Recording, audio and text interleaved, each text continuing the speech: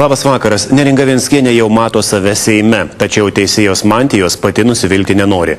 Kauno apygardos teismo pirmininkas tvirtina, kad rinkimų kampaniją pradedanti teisėja turėtų palikti teismą. Plačiau Martas Kalendra. Neringa Venckienė apie politikės karjerą anksčiau kalbėjo užuolankomis. Dabar ji pareiškė, kad bilietą į Seimą jau turi ir ten pateks neabejotinai. Tiesa, teisėja įtarė, kad jos teisinės neliečiamybės klausimas svarstantis dabartiniai parlamentarai bandys užkirsti kelią tai padaryti jau šiemet. Aš manau, kad aš teisėja dirbti jau nebegaliu. Tai man kitos išeities.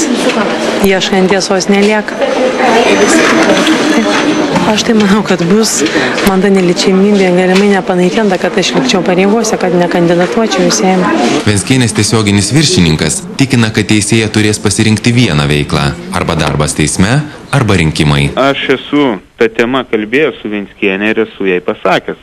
Jeigu jie apsispręs, sakykime, tiksliau sakant, pradėti kažkokią tai karjerą politinę ar panašiai, tai aš turiu būti informuotas ir jinai turėtų išeiti, ta prasme, iš teismo, palikti teisėjo pareigas, nes tai yra nesuderinama. Venckienė regis prie darbo Seime jau pamažu pratinasi. Savo tvarką kelis kartus įbandė diktuoti ir laikinojoje Seimo komisijoje. Komisijos nariai Daliai Kodytei teisėja pareiškė, kad ši į kitą Seimą tikrai nebus išrinkta, nes nepateisino rinkėjų lūkesčių.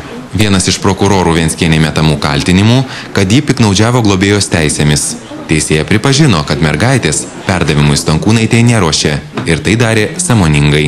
Nėra jokių abejonių, kadangi prokuratūra surinko pakankamai duomenų, kad baudžiamą bylą perdavė teismui ir pedofilijos byloje kaltinamajame akte nurodyta, kad mergaitė buvo tvirkinama Stankūnaitės bute.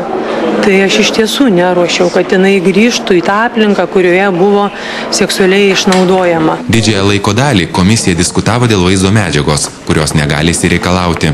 Naglis Puteikis piktinosi, kad Antstolė vidaus reikalų ministras ir prokuroras viešai pareiškė medžiagos neduosiantys. Jis netgi siūlė kreiptis į vyriausybę, kad ši įpareigotų ministrą medžiagą pateikti. Bendri generalinės prokuratūros Antstolės ir vidaus reikalų ministro pareiškimai labai sutampa su Šedbaro, Sabatausko ir Jurkevičiaus elgesiu.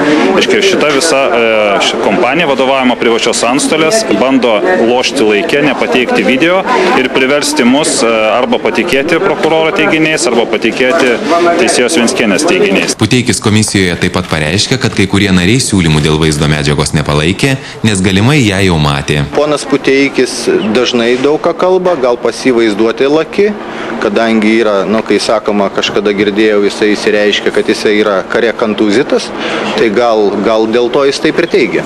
Pasak Jurkevičiaus, jau dabar aišku, kad komisija išvadų pateikti iki birželio 20 nespės. Tad Seimo bus prašoma terminą pratęsti. Martas Kalendra, Donatas Pakštys, LNK žinios, Vilnius.